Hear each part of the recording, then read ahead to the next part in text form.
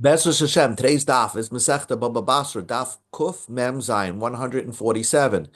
We're just going to finish off the Gemara from yesterday and then move on to a new topic. So we're starting from four lines from the top of Kuf Mem Vav Hamid Beis, and we're discussing over here when a marriage breaks off. When a marriage breaks off, I mean they got engaged, but let's say somehow they didn't go through with the wedding.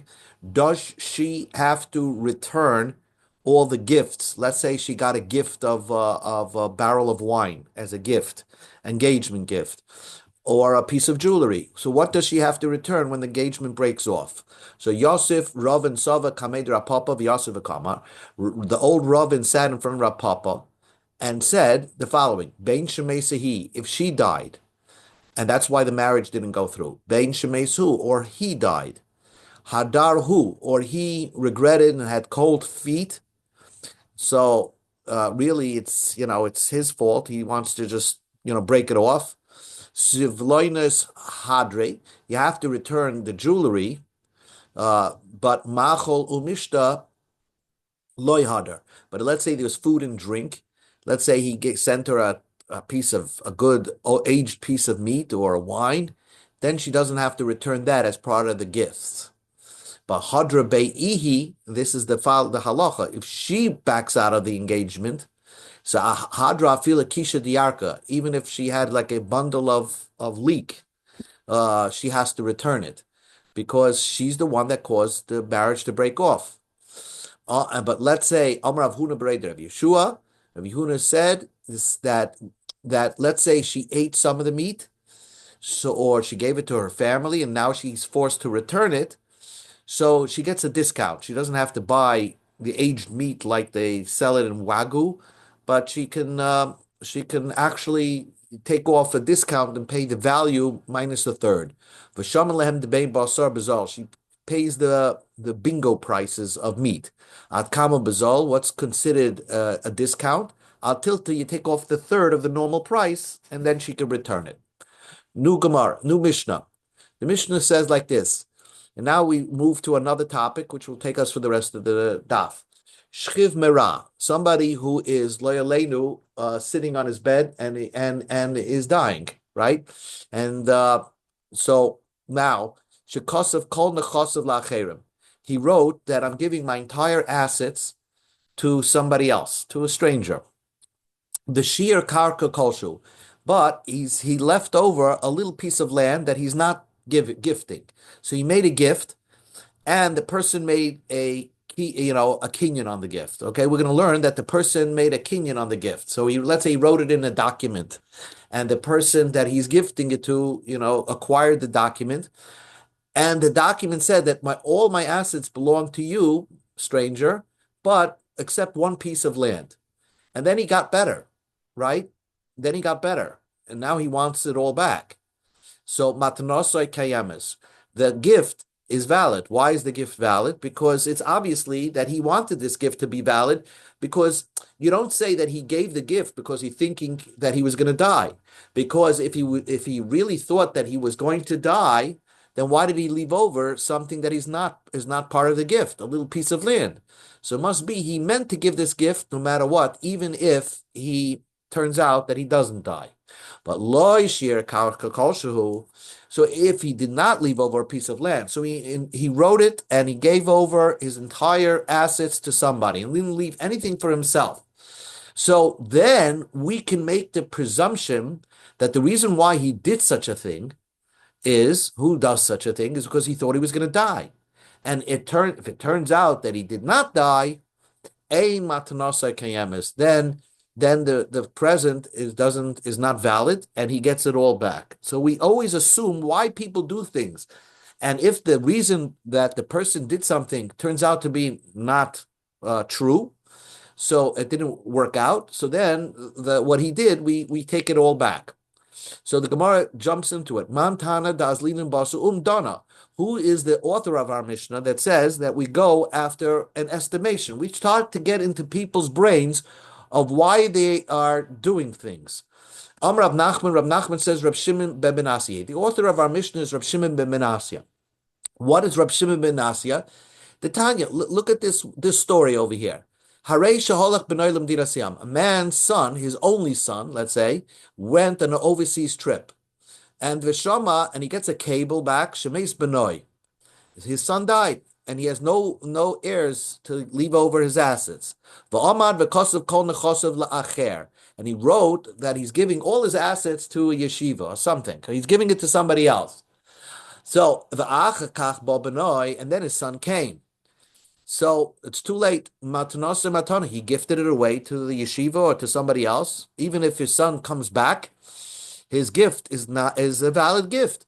Shimon ben Menasya, who is the author of our Mishnah, says his gift is not a gift, because we understand why he did such a thing, writing all his assets to somebody else, because he thought his son died overseas. If he knew his son was still alive, he would not have written that all his assets away. So, according to Rav Nachman, very simple, the author of our Mishnah is Rav Shimon ben Menasya. Rav Sheshes, that we get into people's minds. Rav Sheshes says, I have another author of our Mishnah. It's Rav Shimon Shizuri. Rav Shimon Shizuri. Why is Rav Shimon Shizuri the author of our Mishnah? Hi, Alan. We just began. We're on Kuf Memvev Amabez, and we're talking about who is a person, an opinion, a Tanaic opinion that holds that we do umdana. We try to figure out why people do things, and if it didn't turn out the way they thought, then we can take back what they did. So he says, our author of our Mishnah is Rav Shimon Shizuri. The Tanya we learned in a Brisa. In the beginning, they used to say, Hayoytzi b'koiler, a guy who's on death row, right? V'amar, and as they're taking him out to the electric chair, he says, Kisu get lishti, write a get for my wife. Why would he want to write a get for his wife if he's going to die in 5 minutes? The answer is he doesn't want his wife to fall to Yibam to his brother. So he said, write a get for my wife. The problem is, the people hearing him did not hear him say, give the get to my wife. He should just write up a get for my wife. Harei elu yichtu v'v'yitnu. They should write it and give it. Chozru loymar. They all continue to say that not only that, af hamaforish v'yotzu b'shayara. If a person goes on a caravan, through the desert, and before he goes on the caravan in the desert, so he has all this anxiety. If he also says kisvu get liishti, and then he gets on to the caravan, we right away write a get for his wife, and give it to his wife, even though he did not say give it to my wife. So the Tanakama, because we understand basically the Tanakama, and we're going to see Rav Shimon Zuri agrees with the Tanakama. They understand when a guy said kisvu get liishti, he was in such a turmoil state that he forgot to say the word tnu, but we understand that he meant to say the word tnu, to give it to my wife. Rav Shimon ben Zuri says, af hamasukin, even somebody who's in a danger, even somebody who's on his deathbed, also if he wrote kisvu get li ishti, write a get for my wife, we give it to the wife, even though he didn't say tnu. So Rav Shimon ben Shazuri is also of the opinion that we get into people's minds to try to figure out what's their motive of why they do something. And we try, even though they didn't express themselves well. Says the Gemara, Rav Nachman, my time with Rav Nachman, why didn't he like Rav Shesh's opinion, saying our Mishnah is Rav Shimon Shazuri? Answers the Gemara, Shana Hassam, by Rav Shimon Shazuri's case is different, the Amma Kisvu. He did in fact say Kisvu, so we can understand what he meant to say. What he means to say, he means to write it and give it. So that's pretty obvious. You would fill in the blanks. But in our Mishnah is discussing where a man on his deathbed wrote everything to a strange person, and then he gets better. So he didn't say anything. But our Mishnah says it's not a good gift. Why is it not a good gift? Because it's not a good gift because we're going to add into his mind that he only made the gift contingent on him dying. But he didn't die, so he gets it all back, even though he didn't say so. So that cannot be the author of our Mishnah. So that's why that's why Rav Nachman chose Rav Shimon ben Menasya as the author of our Mishnah. It says the Gemara, Rav Sheshes, my time like Rav Shimon ben Menasya. Why don't Rav Sheshes say our Mishnah is Rav Shimon ben Menasya? That Rav Shimon ben Yossi's case is so obvious that you understand because the guy only wrote in Rav Shimon ben Yossi's story, he only wrote that he's gifting all his assets to somebody only after that he heard his son died overseas. So it's obviously why he's doing it is because he thinks his son died. But in our case in our Mishnah, we don't have a proof to 100% clear to say that the reason why he's gifting everything to somebody else is for the reason that he's thinking that he's going to die. We're not 100% sure. So according to Rav Sheshes, Rav Shimon ben Yossi is not the author of our Mishnah. Rav Shimon Shazuri is the author of it in our Mishnah. Who's the author of this brisa? A man was sick and lying in his bed. And they asked him, who are we going to give your assets? You're about to die. And he said to them, we go to Amid Aleph, ben. I always thought that I had a son. Now I know I don't have a son. And give all my assets to so and so. Case number 2. If he was sick and in bed, they asked him, who should we give your assets to? He said to them, I always thought my wife was pregnant. But now that you told me my wife is not pregnant, give my assets to so and so. And so he wrote it to so and so. So sort of he indicated that the reason why he's giving his assets to a strange person because he thinks that he doesn't have a son or he thinks his wife is not pregnant. But then afterwards, so we find out that that person has a son or his wife was pregnant. Of course, his gift is not a gift. So what do? We understand that he was giving it away only because he thought he didn't have a child or his wife wasn't pregnant. So, Lema, would you say that the author of that brisa is Rav Shimon ben Yosi, he v'lo Rabbanan? Would you say that the author of that brisa is Rav Shimon ben Yosi is not the Rabbanan? Answers the Gemara, afilu tema Rabbanan. I will tell you that it could go according to Rabbanan. And normally Rabbanan don't fill in the blanks of a person's mind. But here the guy said, Dorma, Shani. He said, I think. It seems to me, I always thought I was going to have a child, and now, and because I don't have a child, that's why I'm gifting it to a stranger. I thought my wife was going to be pregnant. Now that she's not pregnant, I'm gifting it to a stranger. So that's pretty clear why he's giving it away. So even the Rabbanan would agree that if it turns out that he does have a child or his wife was pregnant, he gets it all back. Says the Gemara, it's such an obvious point. Whoever asked the question, what was he thinking that it cannot go according to Rabbanan? Answers the Gemara, Mahu the same. I would think Saruhu de Kamatka that really he wasn't saying he's gifting it away because he thought he didn't have a son. He was just mentioning his pain, but he really intended to give the gift forever. Kamash Malam. That's why we say that even the Rabbanan would agree that he didn't mean to give the gift as a permanent gift. He was only giving the gift contingent on him not having a son. It wasn't just lamenting. New Gemara, and this is a very important Gemara. Amar Abzeira Amarav. Menayin, how do I know?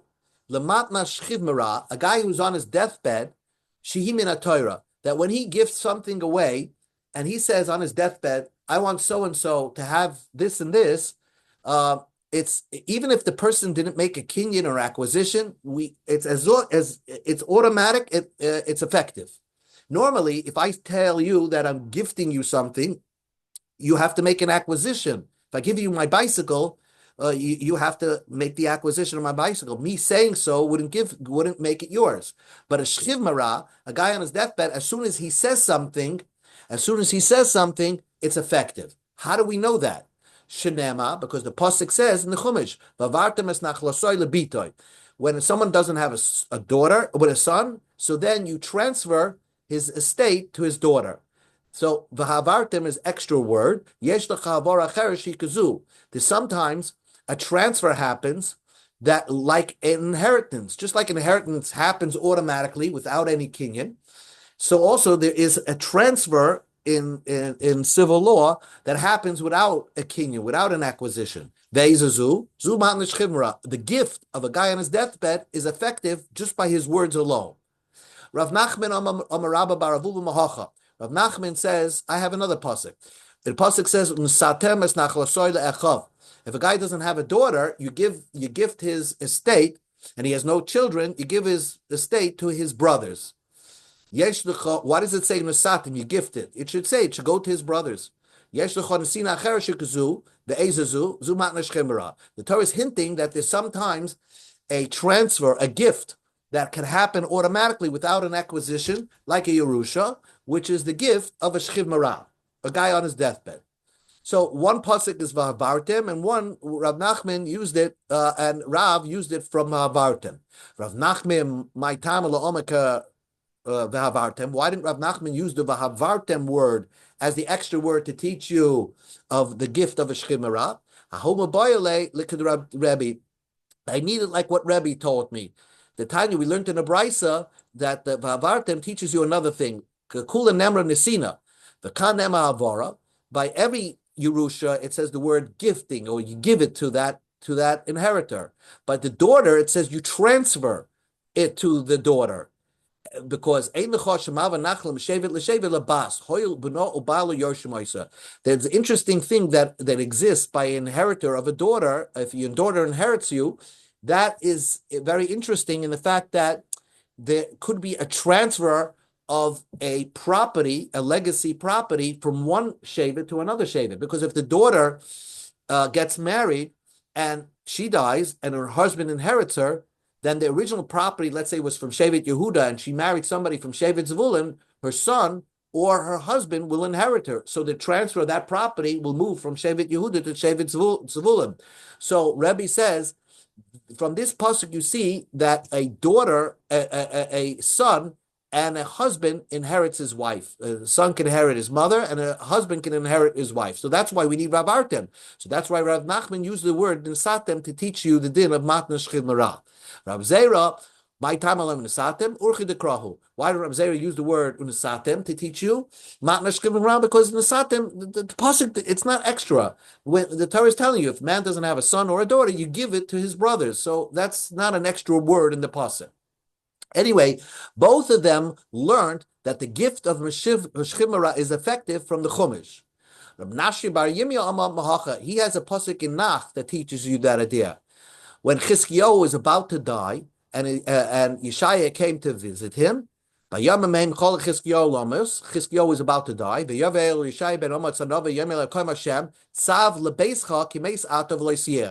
Yeshaya told Chizkiyahu, command your will to your house because you're dying. You're not going to live. So, b'tzavah ba'alma, the fact that he said command and didn't say make kinyonim for those that you want to give things to. So we see that a guy on his deathbed, even with just the words alone, is effective. Rami Bar Yecheskel Amar Mahacha. Rami Bar Yecheskel says from here, V'achitoifel ra loy nasa atzosa v'yachv v'shchmai v'yelech al beisoy el ira v'yitzav al beisoy v'yichonei.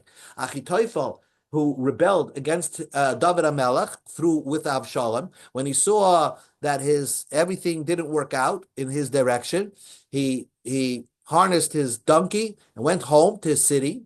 Interesting, Vayitzav el Baisoy, he commanded his household, Vayichonek, and he he hung himself, basically. But we see from that pasuk, B'tzavah ba'alma, just by commanding with the words alone, he was able to effectuate things to happen, and they didn't need a kinyan. Tana Rabbanan, the Gemara just goes off on a tangent now. Shloisha devarim tziva Achitoifel esbanim. There are three things that Achitoifel commanded his kids. Al tiyu b'machlekes, don't create a machlekes, an argument, a disagreement. Be flexible. Val timrudu b'malchus beis David, don't rebel against the kingdom of David. And he told them a little business advice. The Yontim Shel Atzeres, the day of Shavuos, look at the weather pattern. It's like Havdal, Groundhog Day. So Havdal. But Yontim Shel Atzeres, the first day of Shavuos, look at it this way. Borer, if the first day of Shavuos is a clear day, zero chitim, plant wheat, because it's good for wheat. Marzutra ama bolo, if it's a itmar. Actually, he was saying that if it was a cloudy day, plant wheat. So Amri Neherdoi, Mishmei Rab Yaakov, loy bar mamish, loy bol mamish, ela filabolo. Even if it was a cloudy day, ruach tzavoinus menavshtoi, if there was a northerly wind blowing, zehu bar, that's considered a clear day. But basically, what they meant to say is that if you look at the weather patterns on the first day of Shavuos, that will indicate what the market of wheat will be. And if it's a clear day or the northerly wind is blowing, it's an opportune time to plant wheat. It's going to be a good harvest. Amalei Rababal Rab Ashi, Anan Adar Yitzchak Badini Masni in law. I have it. You think it's the first day of Shavuos. That tells you what to plant. But I'm going to tell you, Rav Yitzchak Bar Avdimi says another yontif. The Amar Rav Yitzchak Bar Avdimi, Moitu yontif v'achron shachag, the last day of Sukkot, Hakol Soifin La'ashan Hamaracha. Everybody looked at the smoke coming from the Mizbeach. Okay, so you imagine you're in the base of Migdash on Shmini Atzeres, and you look at the direction of the smoke coming from the Mizbeach, not the klap itself. And if it's pointing towards west, that means that there's a southerly wind. So if there's a southerly wind, so that means it's going to be a lot of rain. And aniyim semechem, poor people are going to be happy because the market for produce will be flooded. Ubalabayas satsevin, and the wholesalers will be very upset because prices are going to come down. It's going to be a bumper crop. And they won't be able to store it because it will get spoiled because there's a lot of rain. Because there's a lot of rain, uperis markiven, and the fruits will be spoiled. Then, if not the klapi darim, if you saw the smoke coming from the mizbeach bending towards the south, that means there's a northerly wind. So then there's not so much rain. Aniyam atzevim balibatim smechem. Then the poor people are going to be upset, and the wholesalers are going to be very happy because there's going to be very little rain, and therefore the prices are going to hold. Maybe even be more expensive, and because there's very little rain, it's easy to store fruits because there's not so much moisture in the air. Not the klapi mizrach. If it's a westerly wind, so the smoke is bending towards the east, hakol smechem. That's a perfect time. It's going to be not so rainy, not so dry. Klape marav. If you see an easterly wind that causes the smoke of the mizbeach to go towards the west, hakol letzevim, that is a bad year. So we see that a westerly wind is good, and an easterly wind is bad. Says the Gemara, Uramini, I'm going to ask you a question, a contradiction. This brisa says, Mizrachas lo'ilam yafa, Maravis lo'ilam kasha. Right here, it says the easterly wind is always good. Maravis is always bad. Okay, let's go. Revuach tzavayna northerly mean, yafa lechitim shasha via shlish, lekasha lezesim shasha yanitzu, Ruach toreimis kasha lechitim shasha via shlish, yafa lezesim shasha yanitzu. That a northerly wind is good for wheat, bad for olives. And a southerly wind is good for wheat and bad for olives, and bad for wheat and good for olives. The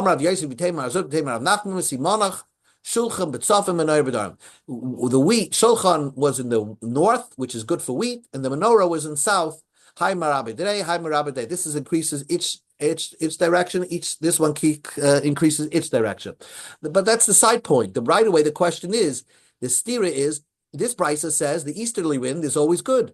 And we have a previous brisa that says a previous statement from Yitzchak Bar Avdimi, who says the easterly wind is bad, and this one says Maravis is bad, and we have the Maravis is good. And says the Gemara like Kasha Halon Velahu. This brisa that says the easterly wind is good and Maravis is bad is talking about Bava, where you want it to be drier because Iraq has a lot of rain because it's in a valley. So if you're going to have an easterly wind, that means it's going to be dry. That's good for Bava. And a westerly wind would be bad for Bava. But the opposite is in Israel. Halahu, in Israel, it's Rabbi Yitzchak Bar Avdimi talking about. In Israel, it's best to have a lot of rain because it's very dry there normally. And you want and therefore an easterly wind is bad, and a westerly wind, which represents a lot of rain, is very good. Tanya, we learned in a brisa. Abba Shaul says, Yom Tov Shal Atzeres Baru Sim Yafa L'Chol Hashana Kula. It's a beautiful thing. The first day of Shavuos is a clear day. It's a nice sunny day. It's a great sign for the entire year. Amar Rab Zvid said, Hay Yom Mekamad Reishata. Look at the first day of Rosh Hashanah. It's a very hot day. Kula Shata Chamima. Then the whole year will be hot. Ikrir, if it's a cold Rosh Hashanah, Kulashata Karira, it'll be cold the whole entire year. The Mainaf Gemina, what do I need to know the weather patterns for the entire year? So we go to Amid Beis, let's Filase Shel Kain Gadol, because the Kain Gadol would pray on Yom Kippur, and he had to know if what happened Rosh Hashanah, so he could pray that if Rosh Hashanah indicated a very hot year, so you should pray that that shouldn't happen, that should cause famine because it's too hot, it's not raining, and the opposite, if it saw a lot of rain, he could pray for warming so that the fields don't get flooded. One more minute, we'll stop. Rava Amma, and this is what we'll call Rava Amar of Nachman. Rava said in the name of Nachman, Matna Shchiv Mira midrabanan ba'almahi. The gift of a Shchiv Mira, a guy on his deathbed, is only midrabanan takes effective. Because Shemet Tarav Daite love. If you don't listen to a Shchiv Mira, we're afraid that the guy on his deathbed, if he sees you're not going to listen to him from his words, he's gonna get sicker and he's gonna die because he's gonna get so nervous that you're not listening to him. So Rabbanan said that from now on, we'll stop over here. Rabbanan said, they're very important. Rabbanan said that a guy on his deathbed, with words alone, everything is effective. Why? Because Shemet Hitarev Daite love. If you don't listen to him, he's going to go Meshiga. He's going to actually die because you're not listening to him. So Rabbanan said it takes effect even without a kinyan. The other Mandu Yamrim had a source from the Chumash or the source from the Nach that says a Matna Shchib Mara takes effect. Okay, we'll continue this discussion tomorrow.